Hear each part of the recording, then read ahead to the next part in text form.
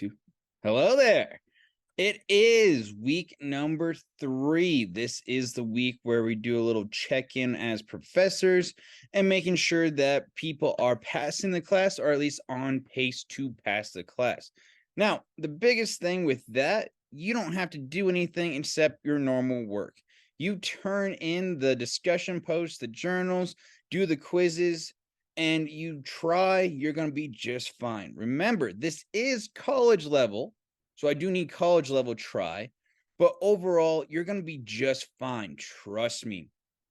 This is not over the top or too difficult. It is basically you showing me your thought process, and I love learning from all of you. So, college level try, put in that thought, put in that effort, but you do the readings, you watch these videos, you answer the questions, turn in the quiz, and you'll be just fine. So this is week 3, like I said, and I know I'm coming to you on Monday, Labor Day. If you're like, nope, it's a 4-day weekend, I'm taking a break, I get it. But things are still due Wednesday and Sunday. I'm not changing that routine. You can easily get all this done, no problem.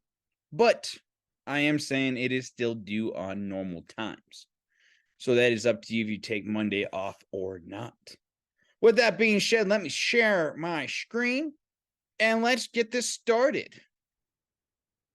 We'll close that. There we go.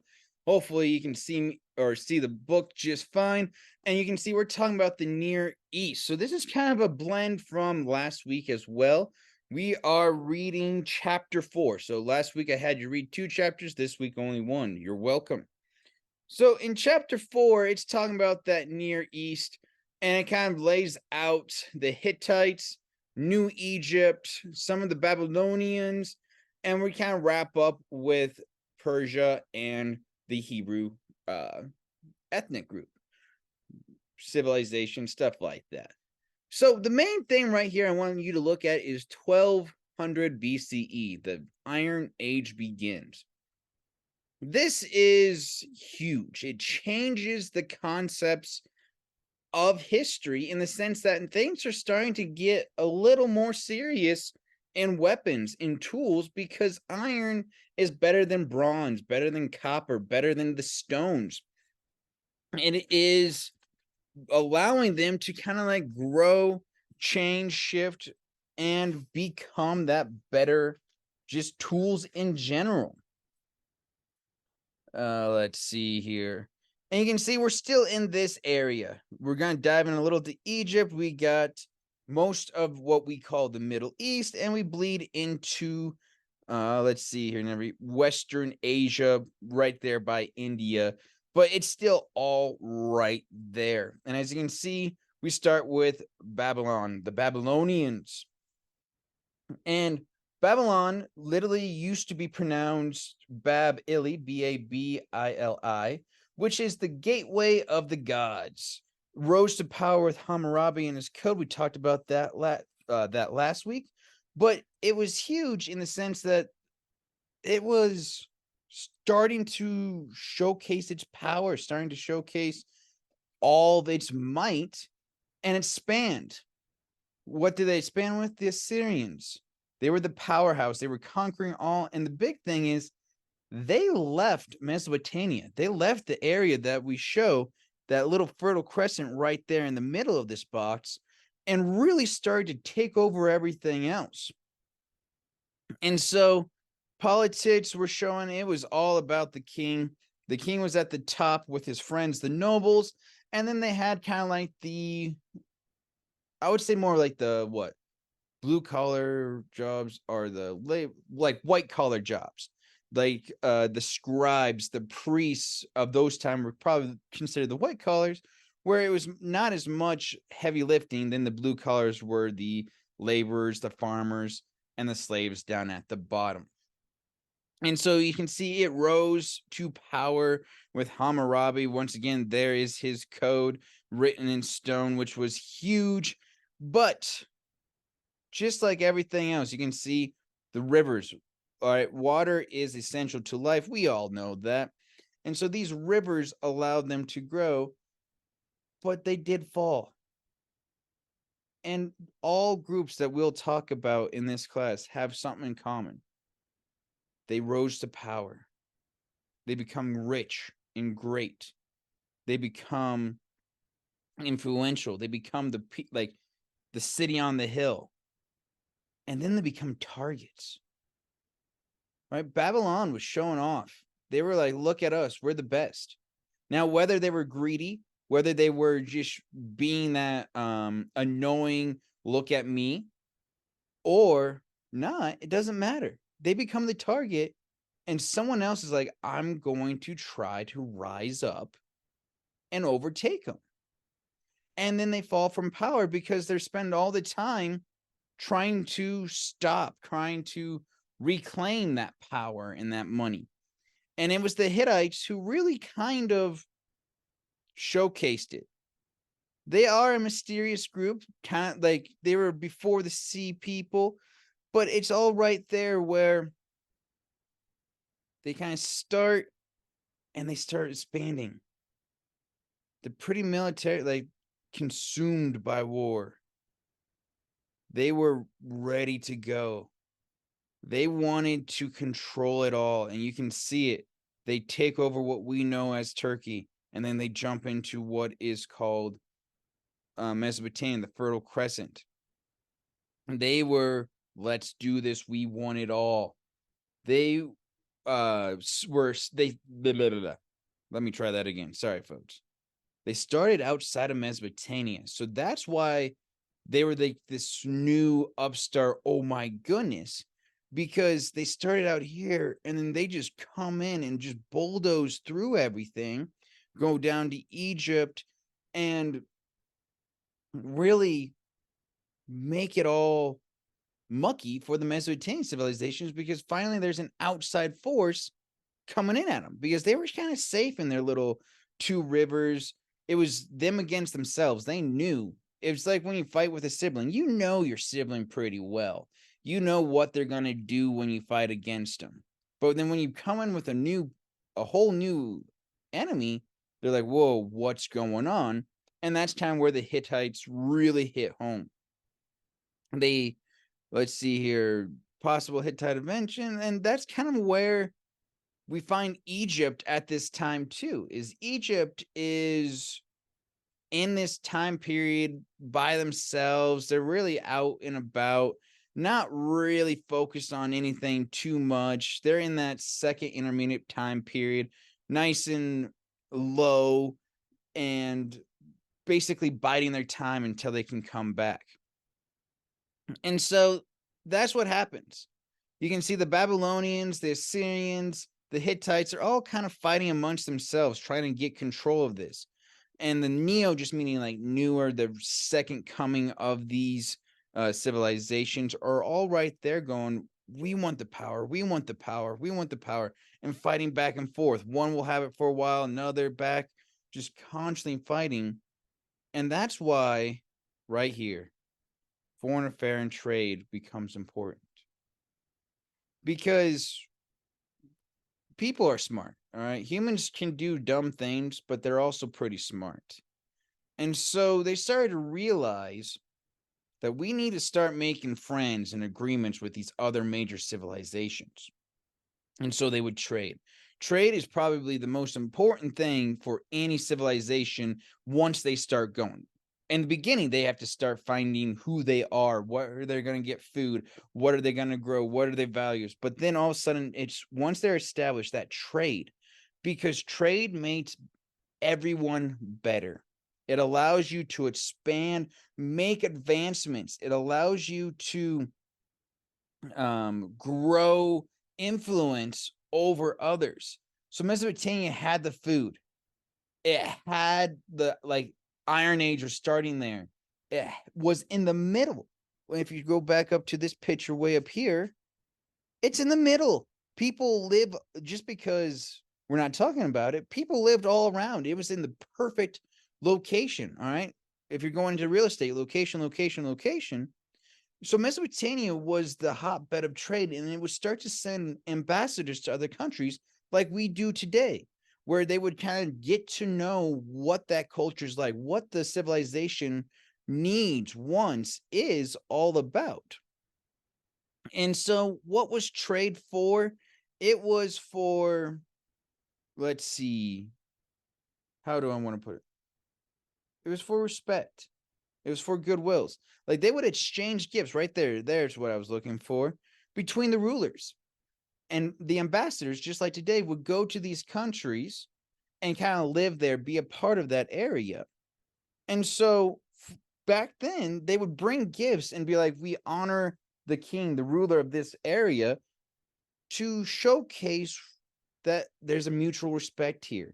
It's okay that we're here. It's not bad to share your secrets.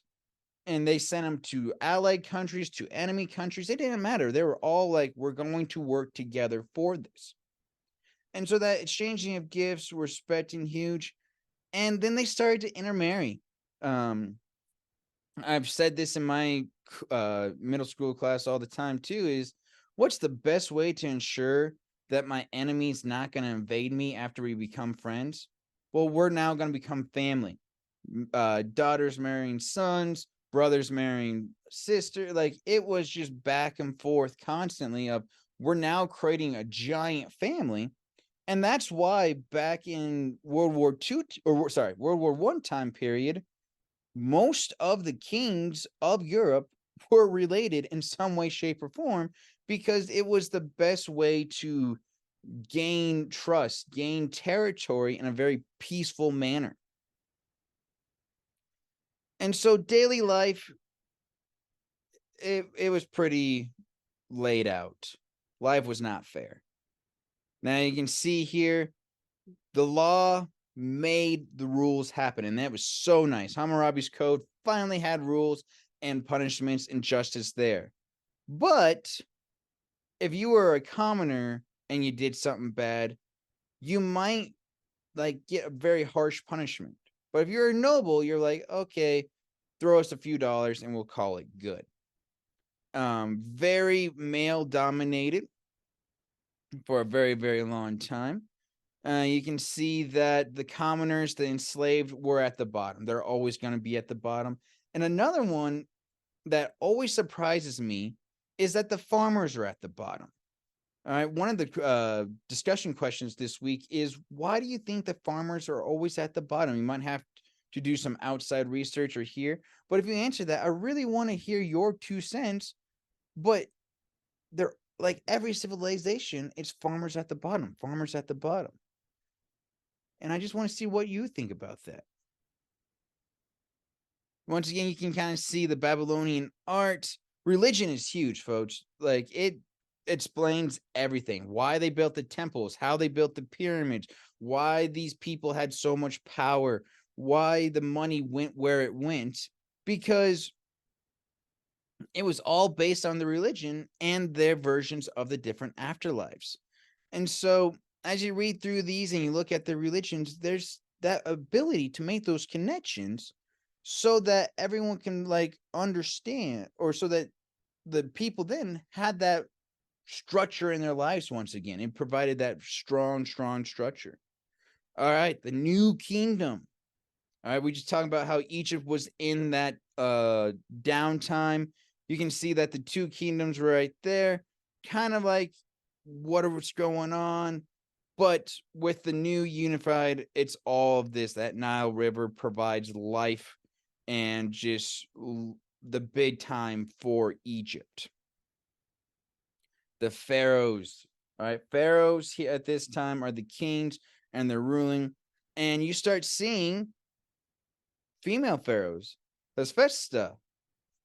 You can see Amos, male pharaoh, but he was the one who covered not only Lower Egypt, but all of them. Amenhotep the First, all right, Amenhotep the Third, and Amenhotep the Fourth, who changed his name, is what really screwed up Egypt. But we'll talk about that in a little bit. And so you can see that these pharaohs are starting to really promote themselves once again. With the second intermittent time period over, they are growing with that idea and power of we're Egypt. We have to be strong and powerful ourselves to really grow and showcase those ideas. Once again, you can see it's temples, not pyramids. Temples are starting to be that main showcase of everything. They're starting to keep out the Hittites. They're starting to showcase that Egypt is here to stay. Egypt is the breadbasket at this time period. Mesopotamia is awesome, but so is Egypt with food. And so they're using that influence of having so much food to make sure other countries are starting to stay away, not invade. And Amenhotep III did that beautifully. At this time, it was huge peace and prosperity. Amenhotep III was that idea of we're celebrating all the gods, the temples, and all of a sudden we are focused and beautiful. Egypt is at its peak. All right, one of the golden ages, I would say. And so all of a sudden, his son takes over. Amenhotep III, he dies a very painful death. His teeth were ground down because of all the rock and sand in his bread and all that stuff, because of how the Egyptians ground the wheat seeds with gravel. It was a great way how they did it, but it left some of the gravel residue in the bread, and so that just ground away. So just imagine the nerves in your teeth being exposed. Oh, that just sounds so painful. And so as he kind of faded away, Amenhotep IV, who changes his name to Akhenaten, so we'll start calling him Akhenaten, rises to power. Now, Akhenaten was the forgotten child. Growing up, his family did not like him. He was neglected. Like, there's no ifs, ands, or buts about it. He was, there's not a good picture of him here, said. Oh, right here. He was deformed. He was left at home when the rest of the royal family went out. So the fact that he was Pharaoh means his siblings had all died at this point. Means his mother, Queen T, had to use her influence as queen as Amenhotep III was dying to make him Pharaoh.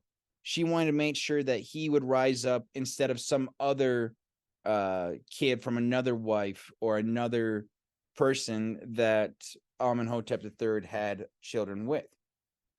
So that's where it kind of is like, how did this child who was neglected become Pharaoh? Well, Queen T liked her position of power and she wanted to keep it, so she brought it in. Well, Akhenaten, the start of his reign, he kept things pretty normal. But then he started to go, wait a second. The life he was living promoted the life that neglected him. He felt like the Egyptian gods, the Egyptian way, was very much a remembrance of how little his family and people cared about him. So he changed everything. He had a religious revolution. Instead of saying that Egypt worships thousands upon thousands of gods, he says they worship one, the Aten. Aten or Aton, however you want to spell it. The Aten, hence Akhenaten, was the only god. Folks, he just took a polytheistic lifestyle, one that was like this for thousands upon thousands of years, and made it monotheistic, one god. Priests are now all out of a job. Sculptors who make little figurines of the gods are out of jobs. The worshipers don't know what to do. All right, they don't know what to believe, because by changing the number of gods, he also changed the afterlife, and people are like, how do we get to this new afterlife? And Akhenaten shared his wealth with people. He wanted I heard a quote that He was like a flower child of the 70s. He wanted everyone to be happy, peaceful. He wanted everyone to get along. So he shared some of his wealth. He shared a lot of the ideas, and he really focused on his new religion, his new promotion of Egypt, which is fine and dandy, but he forgot he was Pharaoh. He no longer cared about outside of Egypt things. He no longer cared about things that do not pertain to his religion. And so foreign ambassadors started to creep in. Armies started to take away territory on the edges. And Egypt's fallen apart. And Egypt just isn't there anymore. Because people don't know what to believe. People don't know what to do. They're freaking out. And then the ruler dies. And basically they work hard to forget about him. Akhenaten's son, King Tut, takes over. King Tut's just a child, boy king, we call him. And with that new reign, he tries to make life good again. Or, sorry, not good again. Back to the way it was with his grandfather. But we call him a boy king because he dies really young as well. Not many years does he rule, and we don't know how he died. We know he was a very sickly child. And so they kind of bury him, put him away, and we love King Tut's tomb because we found thousands of artifacts in it showcasing what life was like back then. And so with King Tut's death, the next few pharaohs do their best to try to erase the last few years like they never even happened. And when Ramses II steps up, I think they finally accomplished it. Ramses II finally goes back and gets the outside territories that the Hittites and other civilizations were creeping in on. He finally gets Egypt back to a very stable place in the economy. And he starts building beautiful temples. And he's solidifying the polytheistic lifestyle again. Abu Simbel, I want to go here so bad because these are giant statues. That's the door. All right. People who are 6 feet tall don't even come up to like here. This is a huge thing carved in the sides of the mountain. And you can see that the Horus right there, one of the main gods of Egypt back then, is showcased. So it's back to the polytheistic lifestyle. You can see that Ramses has also got his children and wife with him, if I remember correctly. So all of a sudden, Ramses starting to make Egypt look really good. And so they continue on with Egypt kind of being okay, going well. Then Alexander the Great comes in, conquers them, and kind of just they roll up and they're finally defeated by Rome when Cleopatra was in charge. But I'm sure we'll get to that more later. The Persian Empire, it starts with Cyrus the Great. It rises up. You can see here, murky. Don't know too much about the start. And who do we know? Or much of what we know comes from Herodotus. Now, here's the weird thing. Herodotus is Greek. Greeks hate the Persians. There's war, like they are constantly at war with the Persians. So the fact that the Greek writer is what we know most of our stuff about Persia is that kind of troubling source for Persian history. But Cyrus the Great starts to combine everything, make things good, and starts expanding once again. He's growing up, invading, taking fully under control, but like every person that we talk about here, he eventually dies. His sons try to take up more, but when it really gets going is Darius the First, that reorganization of the empire into 20 different sections. You can see he basically made the giant empire of Persia, because this is huge. All right, this is beyond massive, especially for this time. And he broke it down into 20 different parts. So he had rulers there. He had people he can trust ruling everywhere because he can't be everywhere at once. And it's just kind of growing and making it good. But once again, how do they fall? Alexander the Great. He rises up, he finally beats them and pushes them away. And then final little bit, the Hebrews. All right. The Hebrew they were one of the first monotheistics, Judaism, the Jewish religion. And they were kind of pushed around for a while. They were always right there and a part of all these histories, but it was not the easiest for this civilization. They did well, they were doing good, and they helped out, but they were always like that side thing, kind of pushed around and forced to do other people's biddings. They were conquered, they were taken over, they were forced into slaveries. It was a very harsh start, and you can see why this area today is still kind of in that hotbed, because it's always been who owns what, who wants more power, who has the power.